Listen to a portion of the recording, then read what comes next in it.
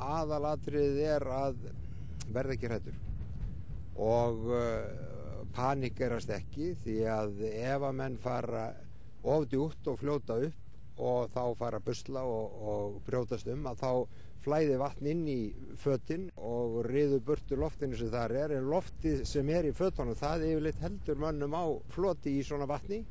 Maður á bara að leggjast flatur og láta sér reka með straumnum, að getur synt með fótunum og endanum ber mann að landi.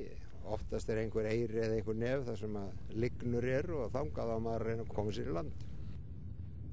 Þetta eiga menn að vera hér í veiðivestum eða björgunarvestum og með vaðstaf, en mörgum þykir hann að tefja fyrir og vera að þvælast fyrir og eru bara að hugsa veiðarnar og vilja veiða og vera ekkert að hugsa aukaatriði sem telja þetta vera.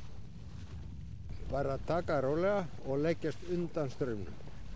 Láta sig bara berast og bæra lappirnar og synda bara bakinn í átt að landi.